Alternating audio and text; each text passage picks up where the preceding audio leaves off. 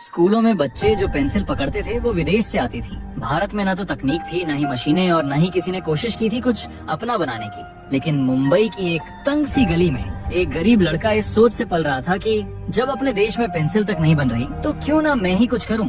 उस लड़के का नाम था भी जय सांघवी। पैसे इतने नहीं थे कि रोज स्कूल में नई पेंसिल खरीदी जा सके, लेकिन उसी तंगी ने उसके अंदर वो आग भरी जिसने आगे चलकर पूरे देश को अपनी पहचान दी। वो अकेला नहीं था, उसके दो दोस्त और थे जिन्होंने उसकी सोच को अपनाया। तीनों ने मिलकर ये तय किया कि इंडिया में ही पेंसिल बनाएंगे। लेकिन मुश्किलें सामने खड़ी थी। भारत में पेंसिल बनाने की एक भी मशीन नहीं थी। लेकिन सांघवी जर्मनी चला गया। क्यों?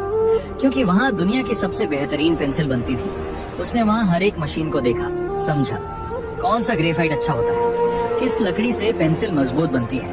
हर एक चीज सीखी और सब कुछ सीखकर भारत वापस आया। लेकिन अब सवाल था, मशीनें कहाँ से लाए? तो उसने वो भी खुद बनाने की ठानी। स्थानीय बढ़ई मिस्त्री और पुराने सामानों से एक एक मशीन खुद बनाई।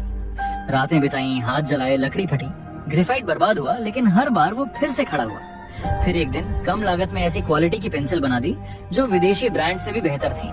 लेकिन कहानी यही खत्म नहीं होती। लोगों ने उस पर शक किया, देशी चीज चलेगी नहीं, इंडियन ब्रांड टिकेगा नहीं। लेकिन वो पीछे नहीं हटा और फिर उसने एक नाम रखा, हिंदुस्तान पेंसिल्स प्राइवेट लिमिटेड, और दो ब्रांड लॉन्च किए, नटराज और अप्सरा।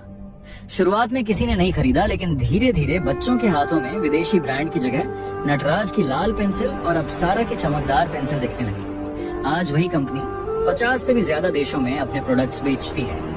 लेकिन बहुत कम लोग जानते हैं कि ये कहानी एक गरीब लड़के की हिम्मत, जुनून और जिद से शुरू हुई थी। इसलिए याद रखना, अगर तुम्हारे अंदर सीखने की भूख है और न हारने की हिम्मत, तो तुम्हारा नाम भी एक दिन किसी ब्रांड के पीछे लिखा होगा।